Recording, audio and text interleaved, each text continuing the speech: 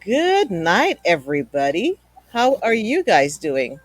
Not sure if you're hearing me yet because you know how Facebook takes a hot minute to come on in and YouTube. Um, it is beautiful Wednesday. It's what, hump day? And listening to Calabash in the background. You know, I don't own the music and I don't have the rights to the music, but guess what? I got permission to play it because this is Anthony Pierre's music. And I just love Calabash, the work that I've done with them. As I keep saying, I got to get Calabash on here one day.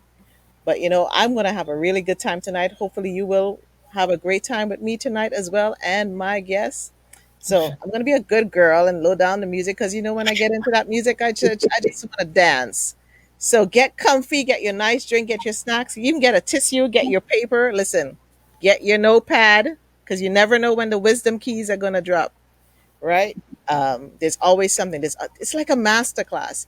I think the last time when Emily Mills was on, we kind of turned it into a master class. It's now the Victory Speaks Master Class Inspired Speaker Series. I don't know what it's going to be called anymore. Forget the Victory Speaks show. But welcome to Victory Speaks. I'm Nicole Waldron. I am your mental fitness coach and your voice of victory. And this series is about iron sharpening iron. I'm on a mission to inspire you to live a life of victory, a victorious lifestyle. We all need to cultivate that victory mindset as we mind our minds. And I know we have many conversations all the time. You have conversations, I have conversations. Good, bad, funny, you name it, we have it. I've had countless inspired ones with various people around the world, and some, I just met along the way, and some that I've known for a long time. We all have a story to tell, and there's always someone that can glean from your story. I believe sharing is caring. I hope you do too. Now, my guest today is a force to be reckoned with and an inspiration to many. She's inspired me over the years that I've gotten to know her, and I'm going to get to know her some more tonight along with you. And I've been looking forward to this conversation. The fact that she's available is like, yeah, when God answer your prayers, I was like, yes, Jalisa is in the house. Okay, so it'll be good. Let me calm down. You see, you hear her, you hear the laughter in the back. I'm going to calm down. I'm going to breathe and go, whoosah. Okay. Jalisa Luces-Mendes is a young, ambitious entrepreneur and the founder of Toni Marlow Clothing, an innovative, inclusive clothing brand that aims to serve the queer community and those that feel underrepresented in the fashion industry. A community builder and leader, Jalisa is passionate about social change. Featured on How She Hustles, CBC, and Breakfast Television, Jalisa spends as much time as possible sharing their knowledge and building community. Jalisa is proud of the strategic partnerships they have been able to cultivate with limited amount of resources. With a strong focus on underrepresented communities, Jalisa spends a great deal of their time organizing workshops and speaking on panels about the issues that matter most of the time, most to them, included but not limited to mental health, queer empowerment, black empowerment, and sustainability. Community builder and leader, Jalisa is passionate about social change and looks forward to all opportunities to give and receive knowledge. And you know what? Tonight she's going to share a little bit about something she is launching now. So I'm just excited to hear about that. So people, welcome the one and only, the unique Jalisa to the Victory Speak show. This is what the applause is going to sound like when she comes on here with your hearts and your flowers and your everything. Yes, Jalisa. Mama. Hi. Just saying, just saying. Oh my goodness, Nicole. I'm already done. Like my cheeks are hurting, and that's usual when I when I link up with you. But my goodness, wow, what an intro and what an act to follow, and just thank you. Hi everyone, thank you. It's really the honor is mine to be here with you, and I was really excited when you messaged me. So I'm Listen, all yours. I've been tempted. It's like, okay, when's the right time? When's the right time? But it's like, okay, I'm gonna wait. I'm I gonna would wait. have always made time for you. Don't even. The one thing that I forgot to tell you tonight, we should have actually we are delayed in our virtual meetup. We needed to bring ice cream to the table tonight because Yes, what you guys don't know is we both love ice cream. We could have ice cream for breakfast, lunch, and dinner. That's our every day. And yeah. I'm lactose, but it's okay. Listen, there's lactose free ice There's cream. pills for Yeah, that. listen, lactose free ice cream, lactose free milk. I've got it. A lactose free yogurt, girl. My friend, I have that down pack in my fridge. So later on, we're gonna Yeah. do some ice cream. So let's get into it because it's going to be good. Welcome, everybody, to the show. Thank you, everybody who's tuning in. Ulysses, Sarah, I see you. Deborah, I see you. Oh, D. Chansonberry is here from the U.S. Dark. Let me tell you, the producer, the director of Dark Girls 2 is watching tonight. Yes! Hello. He's going to be on soon. So, Jalisa, what fills you up? What brings you great joy? I mean, this right now, honestly, this is not a fake smile. Like, just good people and vibes. That's the short answer, but a bit of a longer answer would be doing work that matters. Mm-hmm. Seeing progress. I'm definitely a lifelong perfectionist and a more so new progressionist, and it's a much better life. And it's just I really enjoy when you see that progress. And family, community, Mm. dog that's about to come in, that is the one. He's young and he has this thing where he knows my attention is not on him and he wants all of it. And yeah, that's the short long answer. Listen, we're going to create some space for him tonight because, I know he's bringing you some joy. So, what do you enjoy about being a Canadian? The healthcare. Hey! Straight for it, the healthcare. What do I enjoy about being Canadian other than the healthcare? I think, man, you just start right away. I'm Okay. sorry. I'm just going in. No, don't apologize. I love it. I don't enjoy the small talk too much. Um, the thing that's like pressing on me, why I'm like, man, is gun control. Like I Mm, look, yes, I feel very much that Canada is, in a lot of ways, little America. Obviously, there are major ways that we're different, but the similarities are just they're there. It's just that we have a smaller population, so nothing is really seen in the same way, mhm. or expressed in the same way. But I would say honestly, the two biggest things that I appreciate is the healthcare and gun control. Like I'm never, I shouldn't say never, but I'm not often worried Yeah. about the racism is still just as prevalent here, but Yes. the access to do harm is curbed much more. It's not zero, so there's still harm, and harm is not only done with guns. But yeah, that's the thing that's just screaming at me right now is the Hmm. gun control, healthcare, and gun control. Other than that, I would say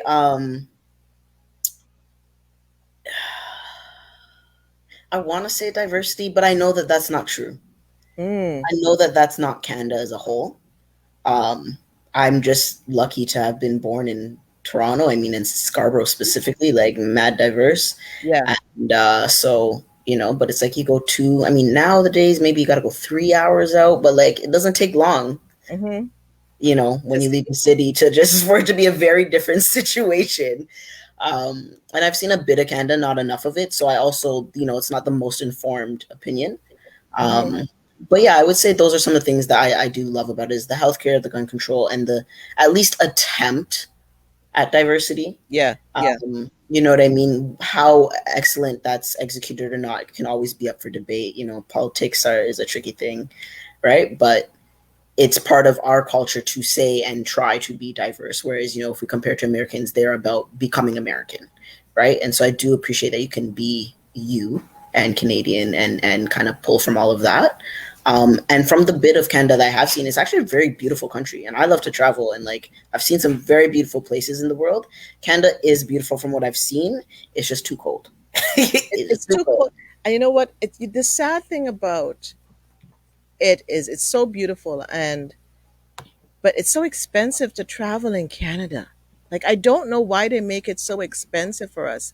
And people need to see Winnipeg, and they need to see, they need to go to the Human Rights Museum in Winnipeg and experience that. But Vancouver, like what it costs to to Vancouver is just like You might amazing. as well go somewhere else. Yeah, yeah, yeah, yeah. Honestly.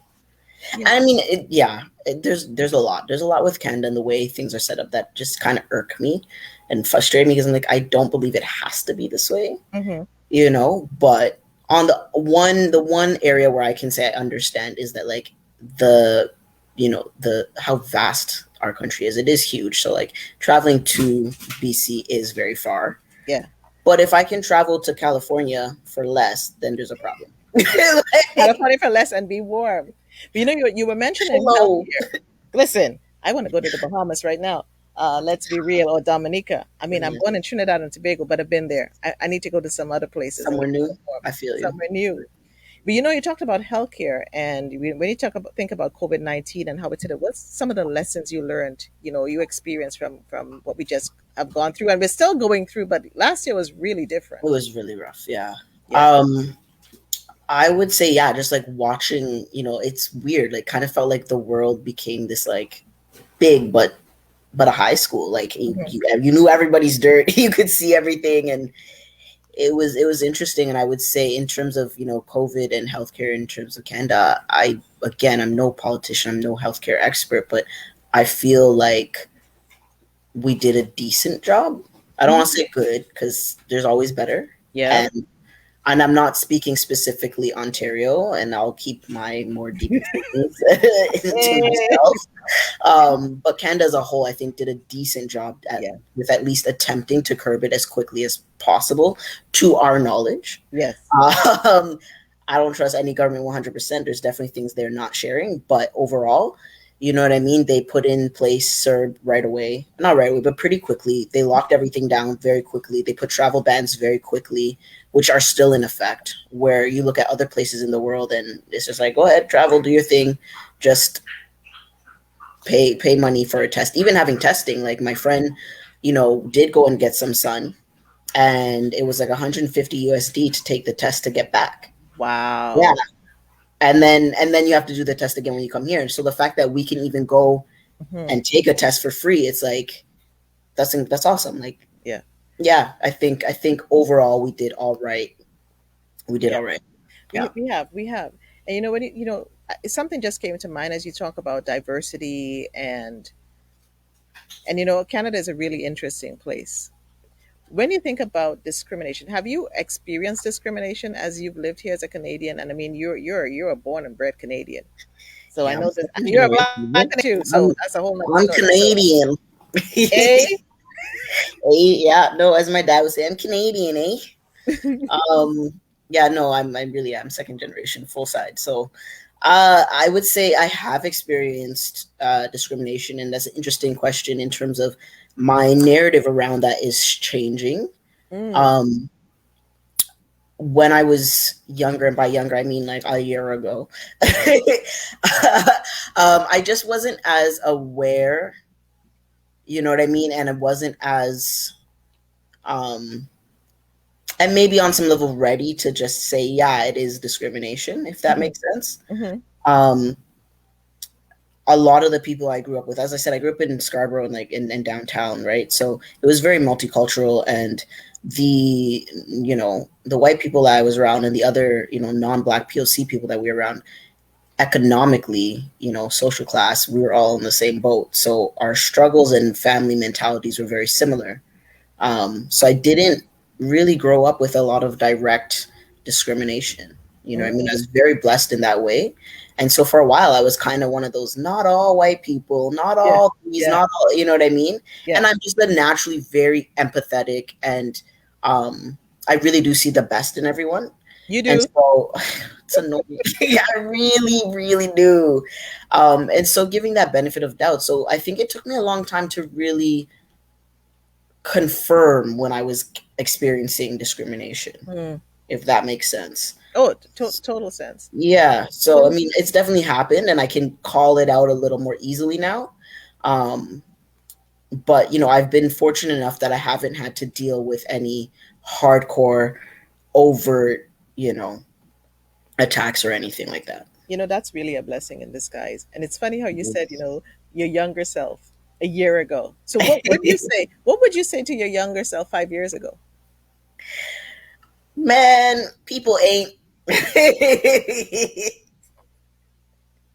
It is the thing you think it Yeah, is. yeah, yeah. I would go with it is the thing you think it is, and more so, like the idea of like there are people who give 100% trust, Hmm. and then you chip away at it yourself, and then there's the people who give you nothing and you earn it over Yeah. time. I'm more of the, you get 100% and you show your colors and, it'll swiftly be removed.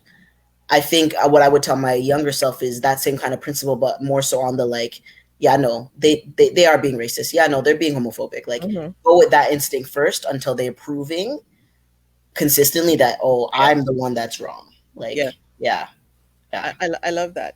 So yeah, I know you say you're not political and stuff, but however, here's a question: if you were prime minister of Canada, what would be the issue you would tackle? There's just so many. I know. I There's mean, so think about it. many. People criticize the prime minister, and and no politician is going to do everything right. They're human It's beings, not possible. and I think we forget the gatekeepers. Those people, let me tell you. More But powerful than you realize. exactly. But I know you have some really serious social beliefs and constructs, and when I think about it, like which one would you tackle? Would be that one you would want to just get right in there with? I would say I really struggle with being confined to one, so I'm gonna do like Pick five. Give me two. five. Oh, five. Give me You're five. generous. I was Be just gonna go generous. with Yeah. two. All I'll go right. get some ice cream and be generous.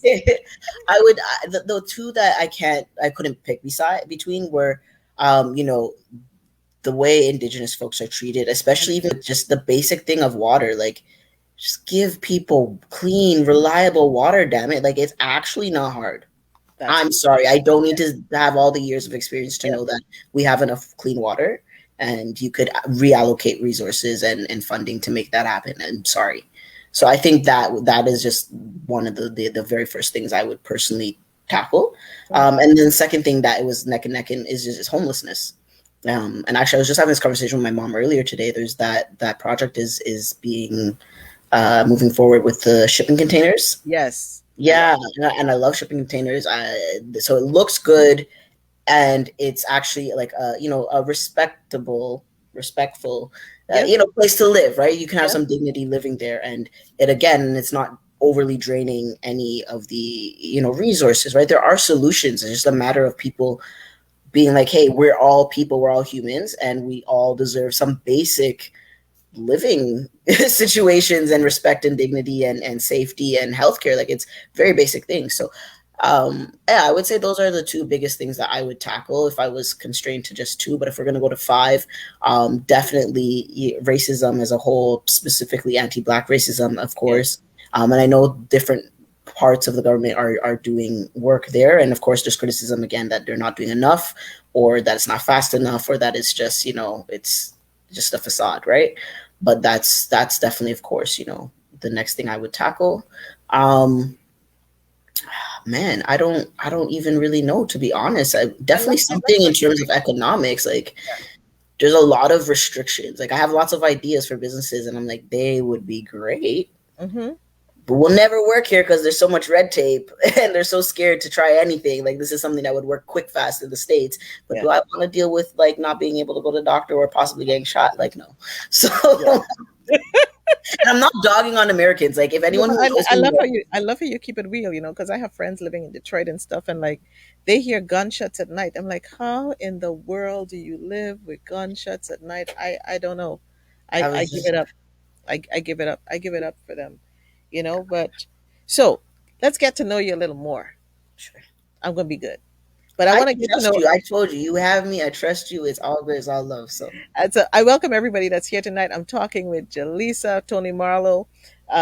Brand is her company, and we're going to get into that company. When I start thinking of, so the victory formula, and I literally created an acronym for it. So V starts for vision. mhm. What's the vision behind your company? In short, it just basically to so that everyone truly has accessible, and by accessible I mean it's comfortable, it's functional, it looks good, it's affordable, and you physically can access it. Have accessible options for your undergarments. I mean, clothing as a whole would be, a great long term thing, but I know myself, and business for me at least, that I prefer the niche. So accessible underwear for everybody. That's the short version. I love it. And is there like, did you put a particular value system or values behind when you started this company? Yeah, and it wasn't so intentional, and that's the fun part about Mm. doing these things, doing these interviews and talks, or even like I won an award a couple of years ago, and I had to give a speech, and I was like, I just we needed the underwear. Like I I didn't see, and I don't know if I still like see myself. I wouldn't label myself as an activist, but it was like an activism where I'm like, I just it's a thing that had to get done. So the values, and like I said, came naturally, but the main pillars are comfort, function, um, diversity, in terms of, and like specifically representation and inclusion. So not just seeing different bodies or whatever, no, actually having the active input from those bodies. And so we're designing things that are the actual need and really and truly addressing where the problems are. And why was that important for you to do? Like the inspiration, like you're seeing the need, but what was really inspiring you? What was really ruminating in your mind when you put this together? Because this is huge what you've done. This is not a little thing. Thank you. Thank you. I still, honestly, I'm only starting to kind of catch up with believing that. I mean, like, yeah, actually, kind of do a thing. Like, I did a thing. I did a thing. Um, my dog did a thing. Oh, Sorry, guys. Thankfully, you're not really here. Um, what drove me with that? I think in everything I do, I really, it's necessary that whatever I do in life serves a function and a purpose. Even if it's something for fun, like then it's like it's explicitly for fun. yeah. And so it has to do that, and it has to bring value. Um, if it doesn't do that, like I just kind of like, what's the point? There's Point so doing much frivolous shit in the world. Are we allowed to swear on here? I'm sorry, I have a potty mouth, and that wasn't swearing. I think we're safe. I think we're safe. okay, my bad. I'm trying, but I do have a potty mouth. But yeah, there's just so much nonsense and useless things and waste in this world. Like, why would I spend my time, my money, my energy to Hmm. bring more useless things for what? Yeah, yeah. And that's just kind of how I live my whole life. I really like it. Really boils my blood when anything is done with no purpose or reason.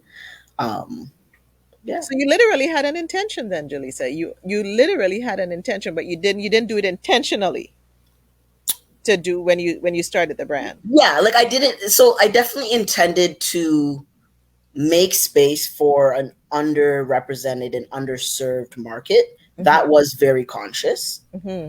100%. But I didn't necessarily see that as activism or creating a movement. Even like my business partner last week, like had to like connect the dots for me and be like, no, it is a movement. Like, no, it Yeah. was a movement. It's a movement. And I was like, wait, yeah, like yes, it is. All right. Because people like would try to say that to me earlier in when I started, and I was Yeah. like, yeah, a movement, come help support. Yeah, yeah, yeah. But like for me, I'm like, I just want this to exist. We need it. Um, I will come back to where I was. Give me a sec. That's okay. Take your time. But yeah, sorry. So yeah, it wasn't that I was like it had to have these. I didn't see what I was doing as specifically through a lens of like social justice. Hmm. It just is my belief. Yeah. You know what I mean? So it was in terms of the intentional but non-intentional, like the values that had to be included were intentional, but I didn't see it as particularly different, radical, or anything. It was just fact. It just was what had to be. You saw a need, and you saw the solution, and you found a way to do this solution. So how did you, like, I mean, growing this company? How did you cultivate that growth and the brand in your company? A lot of stress.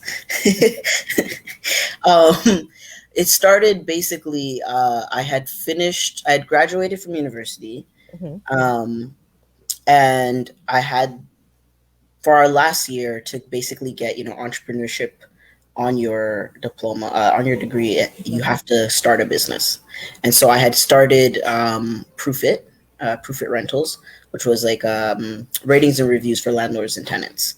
That was my big baby. Like it was everything. I was like so into it, and I just by the end of working on it for like 3 years while being in school, I just kind of lost the passion and the energy. Tech, and especially then tech and like being female and black and Yeah. like Yeah. masculine present, like I was just like, I'm not going to get the funding. And at that time, I was still undiagnosed with ADHD. So my ability to focus and communicate clearly was not so great. So I just was like, hey, let me move on to something else. And so coming off of that, I had now had some experience, Hmm. and I had a little money left over from an existing grant for that company. And I was like, I'm graduated school. I'm not doing this business anymore. I Hmm. know for sure I don't want to work for someone else like forever. I'll do any job to get by. I'll do any job, but like it's not my long term thing. So I just like looked at my ideas, and this was the most timely. People were starting to do gender neutral clothing. Hmm. There was more language coming out.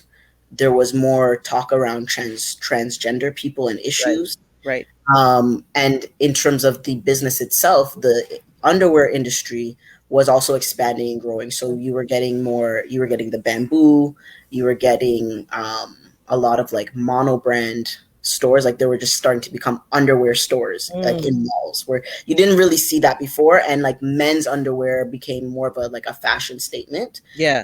and women's underwear was like was becoming more about the comfort and function and not Yes. just sexy thongs. And so it was just like a really perfect storm of all the right ingredients. And I was like, of all my ideas, I recognized that it's like when you go in the fridge, like what am I going to make, and you just so happen to have the right ingredients for one thing, and you make the meal in it and it works. So So you've literally transformed the underwear industry, dealing with the gender neutral. You're really transformative. I don't know if you're seen it, but this is transformational.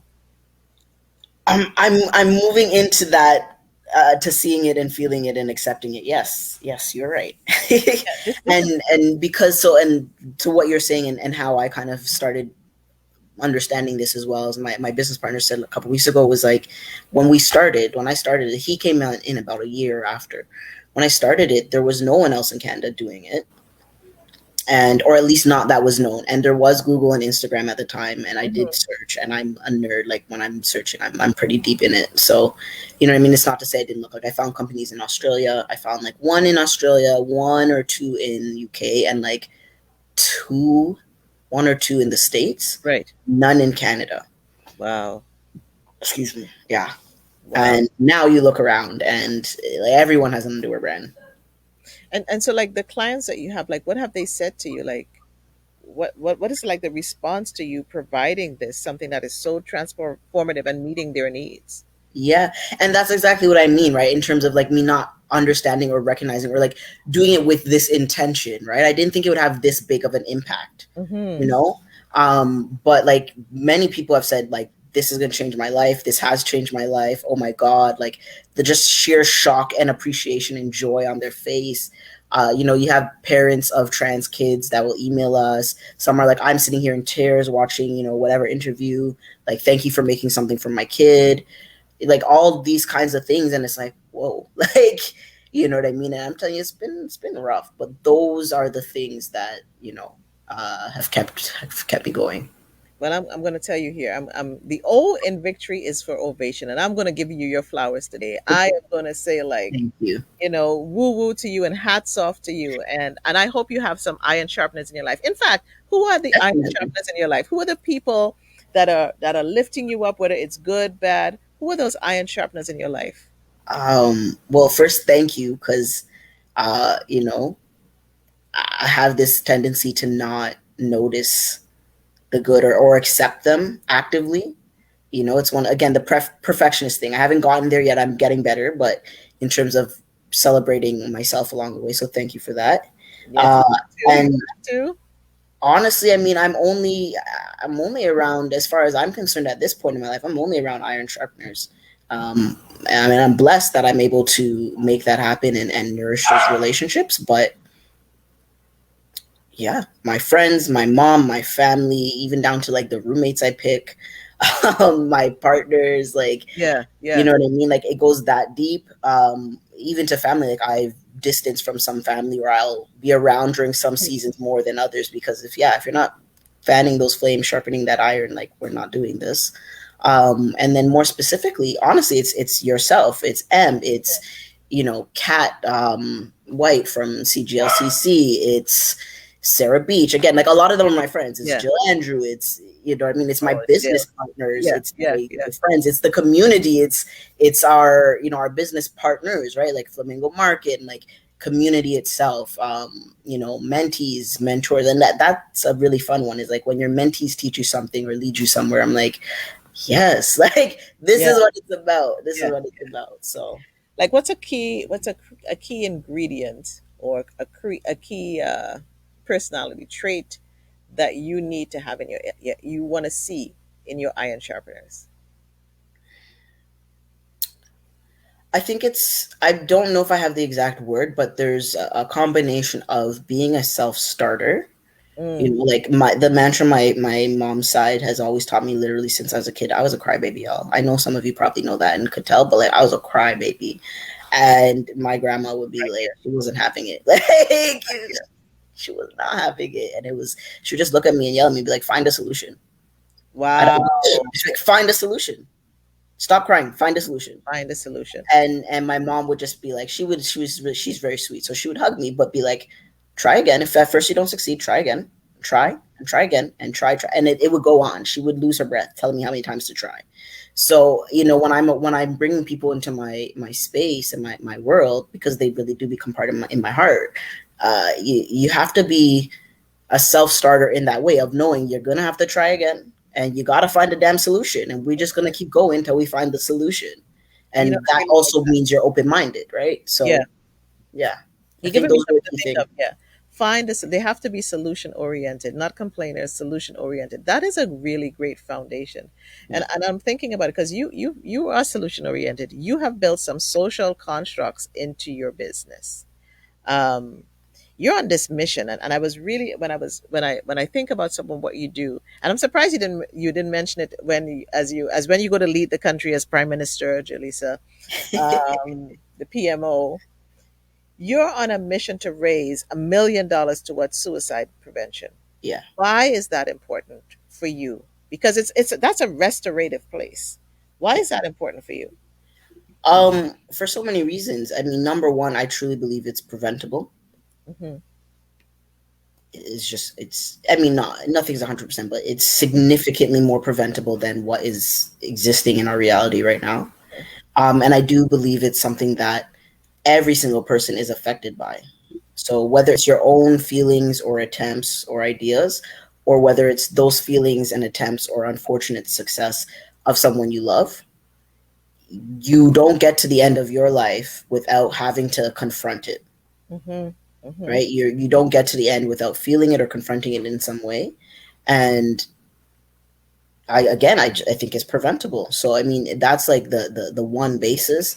You know, other than that, you know, there's a lot of mental health stuff in the background in my family on both sides, and you know, forgive me, fam, for whoever, whenever you eventually see this. But you know, for those who have acknowledged and for those who have yet to acknowledge, depression, like chronic depression, runs deep in both sides of my family. Hmm. And my mom being a teacher and a nerd, and being coming from the family of try and try again and find a solution. Yeah. Find solutions, and so luckily she's found solutions and she's given me those kinds of tools. And so, you know, I have a lot of knowledge on general health, but especially mental health. And so I just really understand that it is preventable, and that so many people have those feelings and they just live with it every day, and they're like probably one of, if not they're one of the strongest people, you know, groups of people that are Yeah. here, because despite what they want to do and the amount of pain they carry, they somehow Hmm. figure out how to do one more day, right? um, and then what changed it, so initially what Toni Marlow was going to do was do donating to homelessness. Okay. So initially, what I wanted to do was donate. If you buy a pair, we donate a pair to a like a queer homeless shelter, Yeah. or any homeless shelter, because people don't think about donating underwear. That's true. They It's a just don't huge think need. about it, and It's it's a like huge it's need. Yeah. massive, right? But we didn't have um, the profit margins for that. So I was like, where's somewhere else we can support? And so in this was during the founding year where I was doing all the behind the scenes stuff. Hmm. And at that point in time, um, about halfway through that process, excuse me, sorry, my very good friend, one of my best friends, and on and off long time crush in elementary school, but he ended up being more like my brother. Um, big, national track star, cutie pie, went to the States, did, his master's, everything, scholarship, and always, much like a lot of the people you would be interviewing and that we work with, like just inspirational, Yeah, happy, positive, everything. And he took himself. He yeah. he He didn't want to be here anymore. The pain was he too he much. he, he Yeah, said no more, no more, right? yeah. And that and also to give a little context, we would have been like 26, like Hmm. you're so young, like you just like girlfriend, school, Yeah, career, good looks, like there was no reason on the outside to understand how this could happen. And then knowing him, you're like, of all the people I went to school with, you are the last person I would think. And so that really, really, as you can see, still affects me. yeah, yeah. And he's not queer at all, but I'm like, I don't care. Because of him and the fact that I can't donate to homelessness. This is the shift, and no one else. I don't want to hear anyone on my. I don't hear anyone else I know is going through this, and if we can help other people not have to suffer, let's do that. The mind is the battlefield, and it's funny. Yesterday, I did a speak on mental health, and I had to recall and I had to go back in my own self and look at my own story and remember the times where I went through severe depression, and even being a mom and navigating being a mother, and going back to work, and then my job. I remember my job was suddenly taken from me, and you're just trying to navigate the landscape, and sometimes it can be so overwhelming. So And much. unfortunately, as a society, mental health has been that taboo thing. We don't like to talk about it, especially in the Black community. Yep. And then when we're told to suck it up, we're told to, and when we don't take care of our mental health, and it's one of the reasons why I do this show, and it's one of the reasons why the name is Victory Speaks, because we have to develop that victory mindset, and it takes time, and we have to call Mhm. out for help. Yes. And suicidal ideation, the thoughts that will ruminate in your mind, um, they can just come in like whoosh, whoosh, whoosh, And the overpower. Yeah. and they overpower you, and you go into this dark place, and it pulls you down the rabbit hole. And I say to anyone, if anybody is listening here live and on the replay, and you're feeling that you don't have value of being here anymore, and your life is not worth it, call a friend. And if you can't call a friend, call a counselor. If you can't call a counselor, go to emergency. Call a Call a hotline. suicide Do something. prevention line. Yeah.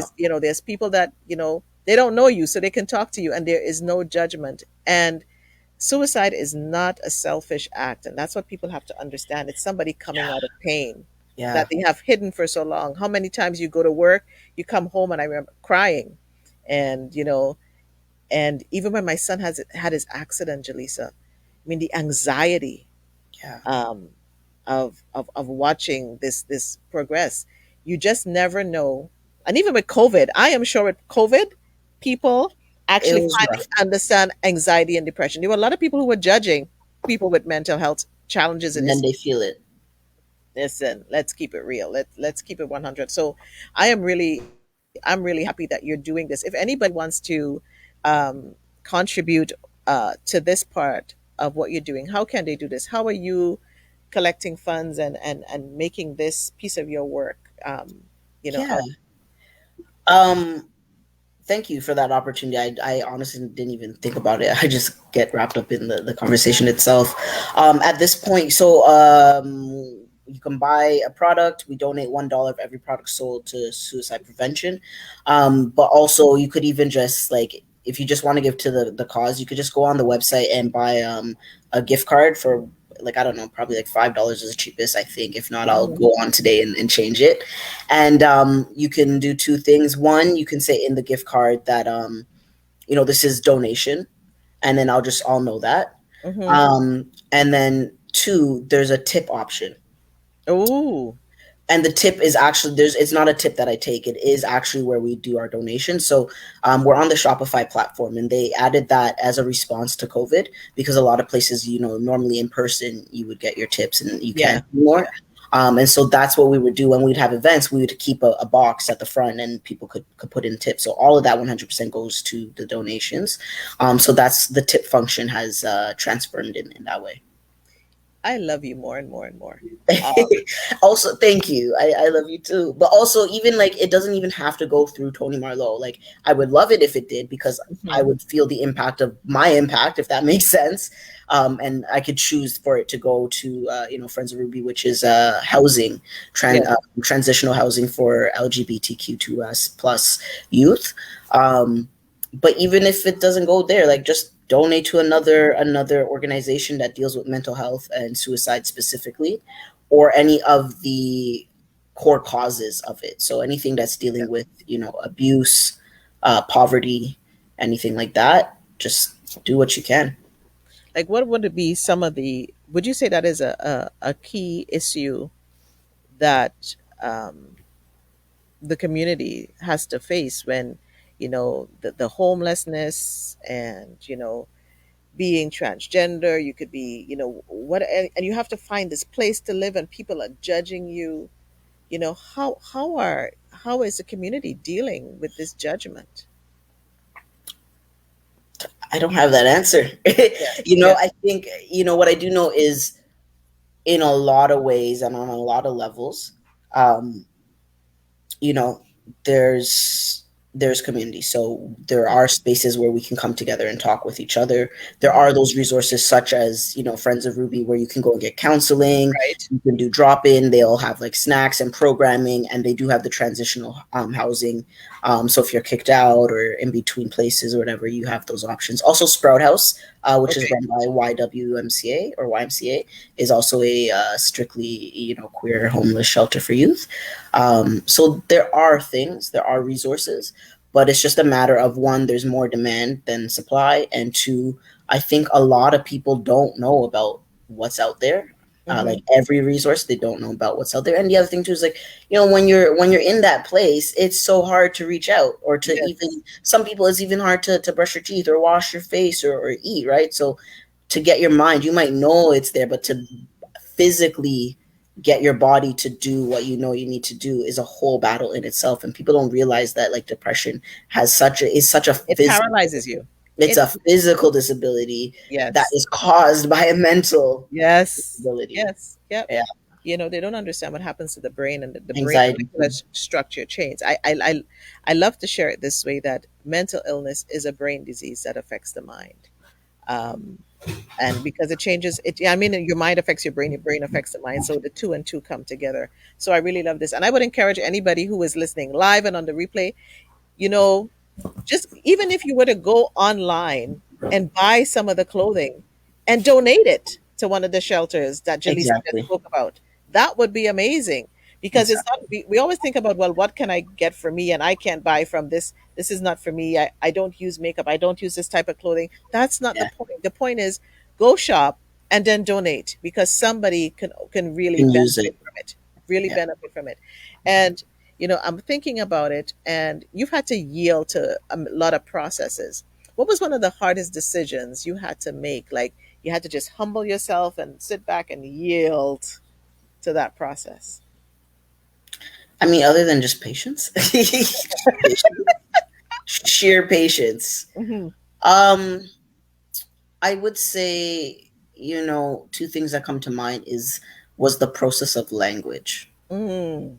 The process of language in this product and this niche market, and then how that works outwards to the larger society. That was the hardest part of starting.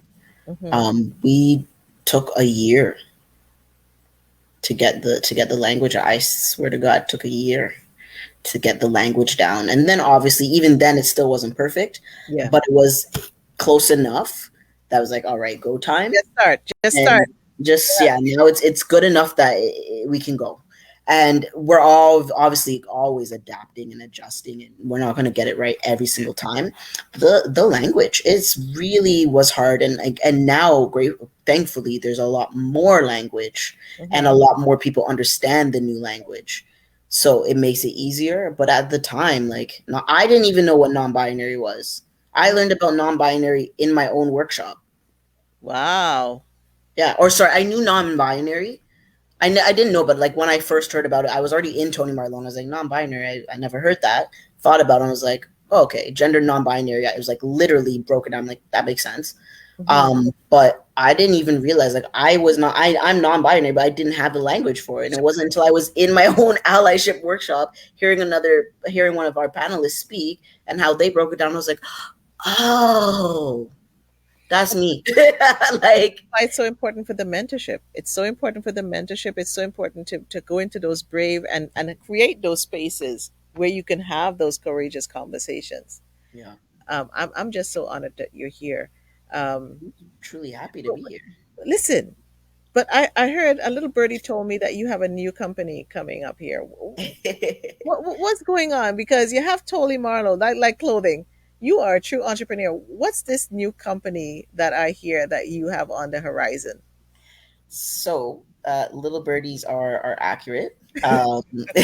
So coming soon, we're it's coming soon, but you can check us out. It's called Noir Now. Okay. Um, Noirenow. A lot of people don't know noir with an E is the actual correct way to mean black. Black, yeah. Um, but yeah, so Noir Now is the company. It's a new venture I'm doing, and so our first product is a Google Chrome extension. And basically, if you download it, whenever you are on Google, whatever you search, if there's a black owned option for it, the icon will glow, calling your attention to it. If you click the icon, a list will drop down and you can just shop black. So you can shop black first every time. I need So, shares. I need shares in this company. I need shares in this company. yeah. So to say that again, basically you download the extension no Okay. matter where you are in Google. So because the thing was people want to remember, they want to do it, they want to shop black, but you don't always remember to Google black owned. Right. So now it's just whatever you're searching for. If there's a black owned option, the icon will glow. You click the icon, and a drop down list will show up of black owned options for the thing you just Googled. Wow. This is, I could only say supercalifragilisticexpialidocious. I don't even know what else to say. So, what made you formulate this? Like, I'm literally speechless, sitting in my chair trying to figure out This how is in my the favorite world reaction. how in the world did you even think of this, Jalisa? So I actually thought about this in the beginning of Toni Marlow. Um, and I was still working at my other job at Ryerson, and I was trying to find something, and I was just like, I want it to be so that when I Google, Yes, I can add something. And at this time, I didn't even know about extensions. I don't know if they existed. They probably did, but as I told you, I'm not that techie. But really. Like, here I am on my second tech company, but like I'm not naturally techie, right. and so I didn't know if it existed or not. But I was like, I just want to make a way so that when I Google, the black owned options will come up first. So the same way that Google ads are, but like for whatever I want. And so I had talked to someone at the time. He's like, no, there's no way to do that. You would need an API or a plugin or whatever, which is what the extension is. Um, and I was like, okay, cool. Like, can you get back to me? Let me know if there's something that can be done. And like, he kind of was doing his thing, and I was starting with Toni, and Yeah. I was also just in my first like full time, big people job. And so I was just focused on Toni Marlow, but it was always in the back of my mind. And not last January, the January just before the pandemic. So I guess 2018, no, 2019. So the end of 2019, it was just on my heart. Like it was on my heart, it was on my mind. Like it just wouldn't leave me. I was like, I got to go back to this. There's got to be a way. And at this point, I now understood extensions. I have extensions. I was like, that's the one. Wow. And I messaged my friend who I've been working with on and off for different projects since Proof It. And I was like, yo, I'm working on something. I want to talk to you first. I want to bring you in. Do you know how to do this? If not, do you know who would be able to do this? And yeah, so we've been working on it since last February, March. And then George Floyd and the new momentum of Black Lives Matter and everyone understanding and Yeah. yeah, not everyone, but a significant growth in people who actually are trying to shop black first Mhm. that is me plugging the name of the extension.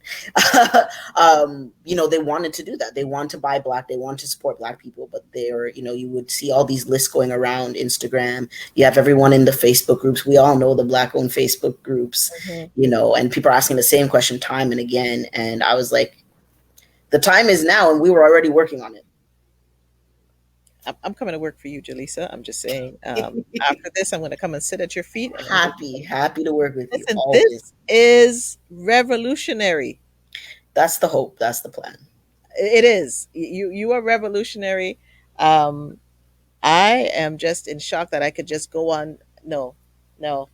We're going to market. We're going to market this to the high end. Everybody's going to be involved. Joan, Emily, we're all coming. We're all coming. We're all coming for you. With this one. This I one fear we got is a space. We is all a got to game go. changer. And you know what I love about this? You got the vision a while back. And sometimes we think we're procrastinating, and it's really not procrastinating. It's Yeah, when it's just divine ruminating. timing. Yeah. And then here it is. You had no clue that this was going to happen with George Floyd and everybody's really coming up here, but you were moving in sync with what your heart and your instinct, that still small voice, was telling you, and bam, your time. This right here, I'm giving you snaps. I'm giving you. I think this is a life class right in itself, that all about visioning and having the intention and trusting the process. And this comes back to me when you yield, because and so you are patient. You said you're working on patience. You're patient. Okay. You're patient. Okay, I'm going to hit you with another. I know I have a limited time with you. I'm going to hit you with something else now. We're good. We're still good. I'll hit you with your best shot now. What is a special victory moment in your life that you can recall? To be real, I would say the first one that, like, not the first one, the most recent one that I'm still like, damn, was the Black Designers of Canada Excellence Award, which we all just received like a week, 2 weeks ago. And that one is still, I'm just like walking around with my chest all puffed up. I'm like, Yeah. yeah, yeah, I Yeah. achieved that. Like, and I think for me, it's this weird combination, this weird thing I struggle with of not wanting or needing, but also needing and wanting external validation, Mhm. and it's like, I don't give a, but I also do. You need your flowers. You need your Yeah. flowers. And you know And what? so, You need your confirmation. You're not looking for people to jump on you. You need the confirmation that what I'm doing matters. Yeah. exactly, exactly. And that's what that really was for me. Um, and from part of it as well was one that it was Black designers nationwide, Hmm. because sometimes, when it's just mainstream, sometimes you have to wonder, oh, is this the diversity quota? Oh, is this because, is it the tokenism? Tokenism. I do genuinely trust that all of the blessings and partnerships and flowers and etc. that I have gotten so far within the mainstream or the queer community are genuine. I do trust that. Hmm. Hmm. But it just hits different when it's your own people just recognizing you. I didn't nominate myself. To my knowledge, no one nominated me. It was very Wow. funny because our social media manager, she had sent me the link and was like, sign up. And I, at this point, like, I love her to death. Like, I just do what she tells me. I'm like, all right, fine. I'm not fighting with you. Okay. I know it's not about me and my insecurities. I'll go on the video and do what you tell me to. Just tell me what to do. Fine. You know what I mean? So she sent me the link and I was like, okay, I'll do it. I pinned it. I'm like, I'll get to it like in a day or two or whatever. And then when I checked the direct messages, they're like, oh, fill out this link. You won an award. Like, you already won this award. And I was like, wait, hold on. I'm Wow. confused. I'm confused. I didn't apply. Like, they're like, no, you won. And I was like, what? So that was definitely a moment of victory for me. And then the other big one was when I won Startup Canada 2019. I still feel like we're in 2020. It's very Yeah, hard. I know. That's it. 2019, winning that as the wild card and winning that sum of money, that was very victorious feeling for me because of just my journey with pitches, of like knocking it out the park, but not ever fully winning the first place, Hmm. but knowing that I kind of did. Sometimes I did, but like just knowing I did so well and not bringing it all the way home. That win, especially as a wild card, Hmm. yeah, that was a big moment. I love that. I love that. Is there another particular moment, that a particular moment in time, whether it's a personal life or professional life, that really stands out for you? As victorious, Yeah. I mean, graduating university, man, like, whew, that stuff was hard. And Yeah. I loved it. I loved every moment of it. But again, so I actually like school. I like learning in that structured way where there's the syllabus and I know what's coming up and I know what to do and I can follow it. Um, but again, having undiagnosed ADHD that whole time, the struggles, very real. How did Um, you handle that? How have you handled the ADHD? Like, you know, since finding out or yeah. previous? So since finding out, I was like, yep, I'm going to take meds. And I'm very anti meds. I'm very like Hmm. in my heart of hearts, I'm a Rastaman. Like no, like everything from the earth, like Yeah, just yeah, meditate. Like, you know what I mean? But this one I was like, what happened was my mom got diagnosed, yeah. and Hmm. obviously she's much older than me. I mean, not much, but she's much older than me. And she was taking the pills and it was very clear. I was like, oh, Oh, okay. You saw it. oh shoot, you really got this. And Right. then she was like, I think you got it too. And I was like, no, but inside I was like, shit. So I had tried one of her pills one day. It's a daily thing, and so I was like, Yeah. no, take one and see what happens. And I was like, oh, this is how people are supposed to feel. And That's so from there, I went to my doctor, did all the testing, whatever, got the diagnosis, and I just take my pills. I take it every day, and my plan really and truly is to take it. I gave myself 2 years, but I think 5 years is more realistic. About Mhm. 5 years to re reorient my brain and myself, and it gives me the ability to implement the habits that That a yeah, neurotypical person would have, yeah, so that then I can maybe possibly be able to come off of them and have those habits be so drilled in yeah, and have yeah. those systems in place that I will be able to still function in a similar capacity. And I really thank you for sharing that because whether we anyone on here live is listening on the replay or somebody who's struggling, the fact that you share your testimony and that you can actually say, no, this really worked. I really hope that it can take somebody to make the next step. Um, Honestly, it's yeah, it's like my next other big thing that is intentional. Like I'm like, yeah, I want to help people realize and then manage their ADHD, because it honestly it did change my life. And mhm, that's one of the things that is 100% one part of the success of Toni Marlow. I got diagnosed, I think 1 year, like, so 1 year into being into us launching, not even right after we did our first round of production, I got diagnosed. and you're just proving how That's a important lie. it Like is. 1 year in of like success of like launching and being live, I Wow, got diagnosed. So we wouldn't have been able, I honestly don't think I would have been able to sustain and have the amount of success we've had I not got diagnosed and had I not chosen to take meds. No that way is possible. that is so powerful that you owned your mental health. You forgot about the stigma and everything else, and so this is like one of the biggest messages. Own it, find a way, find a solution. And again, it goes back to what you said earlier, Find the being solution. solution oriented. So last question: if money wasn't a challenge, Mm. what would you do? Just enjoy life in the sun with my family and friends and give back. Whether that's Mhm. time, energy, money. I don't think I'd ever stop creating and inventing things. I really see myself, like, if we're going labels, I really see myself as like an inventor or innovator, like creator in that way. Hmm. So I'd probably, other than working in ways of trying to change and shift systems for social change, uh, Mm. and other things just for fun and functionality because they just drive me bonkers.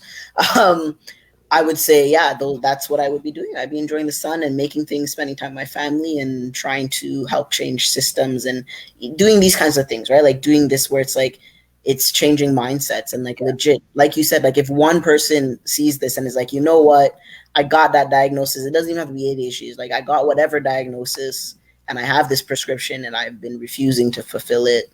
Let me just see, if they see and they try and it helps them, like I'm like, I've done what I need to do, like I've done something I need to do in life, like, you know what I mean. So I think I would just keep doing more of that, but in the sun. That's the key part there. I'll be right there. I'll be holding your suitcase. I'll be I holding was your gonna say, I'm like, all the ice cream on me, I got you. I'll be Whatever holding your flavor, suitcase. all day, every day. Keith Cunningham says, thanks, Jalisa, for openly talking about your mental health diagnosis.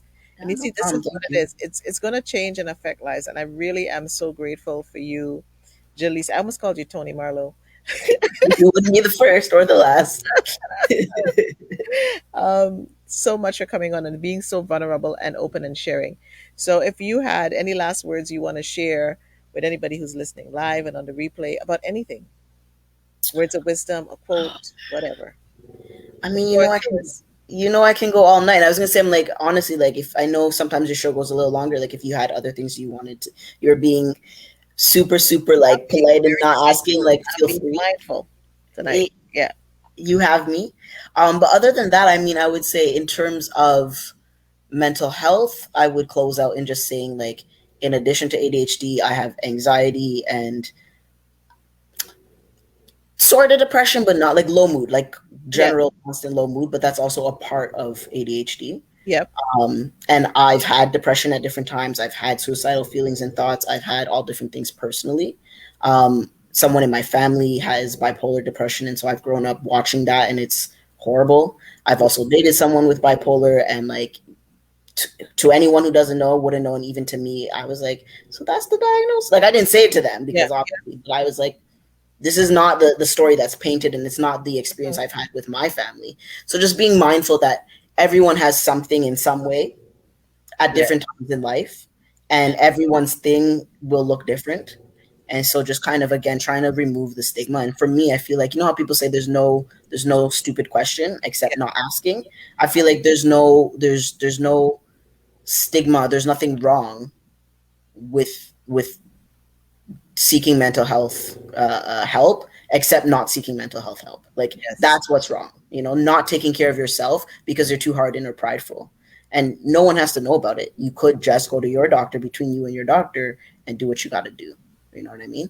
So that's what I would say in terms of mental health. In terms of business entrepreneurship, it's back to my mom and my grandma. Like, find a solution. Just start where you are with what you have, whatever little time you want. If it's a Google search, Instagram search, if Mm. it's taking pen and paper, writing down all your ideas, and then seeing what other people have, whatever it is, you can always do one tiny thing. And one of the concepts I love is the power of 1%. If you do 1%, yeah, one Say it, percent say better it, say every it, say it, day. say it. The 1% 1% rule. adds the hell up real quick. And so just kind of being mindful of that. Jaleesa, that 1% rule is so important. Like when I got that 1% rule, Game it changer. freed me. It was like you do that 1% today and you add up the next percent tomorrow. And eventually, like in 100 days, you've done 100%. Way more. Then when you did that, you did that 80% one time and that 100% that other time. When you look over the year, when you're going at that momentum, you're doing maybe 100, 200 Yeah. max. When you're Yeah. doing 1% daily year, and you're going to miss days. Yeah. You're still at like 300% better than where you were a year ago. Yeah. So, yeah. I love that fact. And if anybody who is wanting to go into the fashion industry, any advice for young people who want to get into fashion? Um, I think of my nephew who's trying to get into the fashion industry, but they're trying to find their legs. Yeah. I think a couple things on it. I think one thing that will inform my answer is deciding between, is it something that's a passion and you do for fun?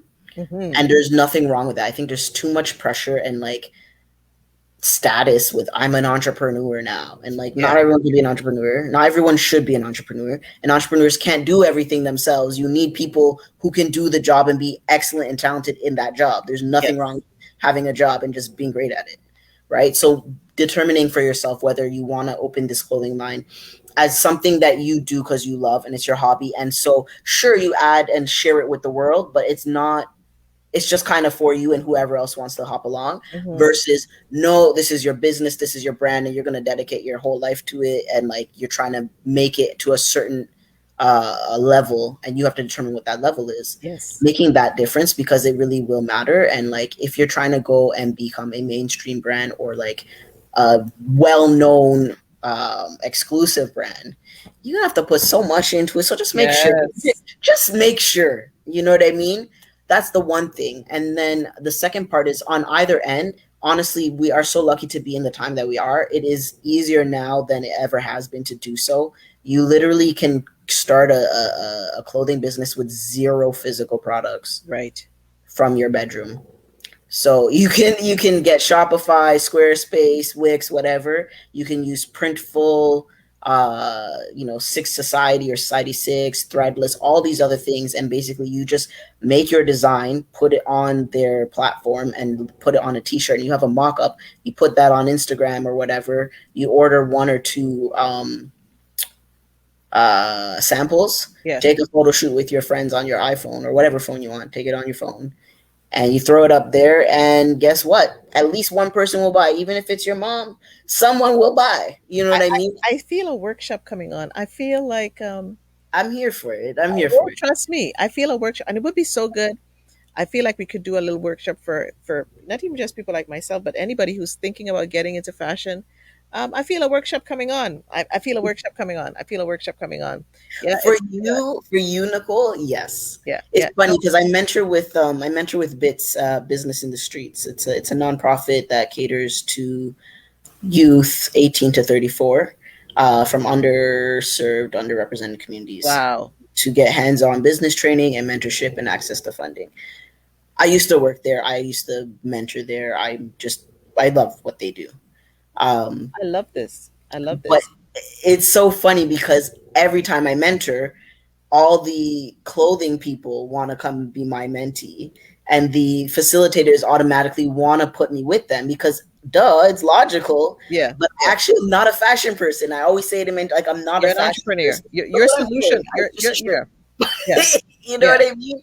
So I don't normally enjoy having those conversations. Hmm. But I'm serious, Nicole. If you want to put something together, if it's another chat, if it's a Trust workshop, me. Trust me. We're coming. I'm here for it for you, and let's do it. Why not? Yep. And then guess what? Here comes Joan Pierre. I have not forgotten the Oh, ice I cream. see. Let's COVID be over. Joan, Jalisa said like she gonna pull up at the parking lot and we'll just have a parking lot ice cream I celebrate. see Miss Joan. I seen that comment sitting there, and I was like, ice cream. Don't worry, I never Listen, forgot. I and you know never. Joan is making the ice cream, right? She's making the coconut ice cream, and we're in her yard. We're just pulling up in the yard, I've got and the napkins. yeah, yeah, we're pulling Yeah, up in the yard. yeah. Jalisa, I am so honored that you took the time to be here. For everybody on the live and the replay, please visit, Jalisa's clothing brand and her new company. I'm going to put it back up here just in case you missed. Yes. No So bar now. that's the website for Toni Marlow. So you got to go there, donate to mental health, buy some clothing to donate. Says send somebody a gift card. So this is a great way to give back, especially during COVID, and even now the new company noirnow.com, where you can put in a search and get black companies listed. This we just need a whole thing on this, how this is going to work. You got to do just a live on this. Yeah, I was gonna say when the beta is up, I'll definitely be happy to come back with Oh you and yeah. just do a live demo and just take questions or whatever. Yeah, For we, sure. we, we got to do it. So Jalisa, thank you so much for coming in. Everybody give her flowers. It's been a blast. And my friends, my families, everybody who's tuned in live and on the replay, I invite you to check me and follow me on Victory Speaks on Twitter and Instagram. I'm trying to up my YouTube channel, so follow me on the Follow, YouTube. follow, follow. Follow.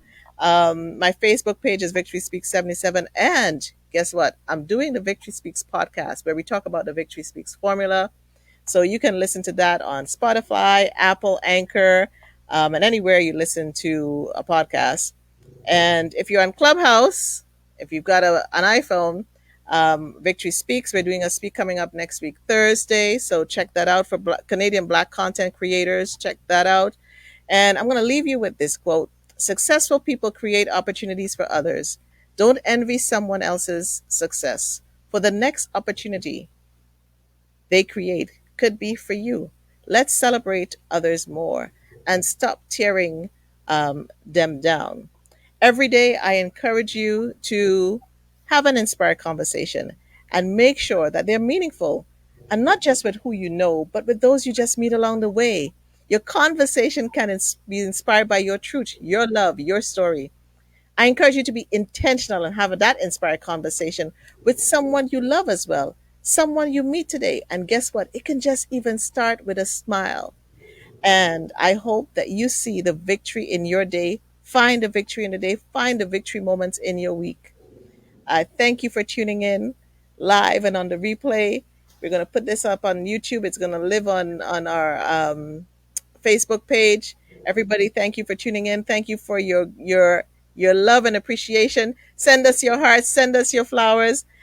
Joan Pierce, fantastic as always. Great to listen to Jalisa's story. Sarah, another great conversation. She's coming in all the way from beautiful Ottawa.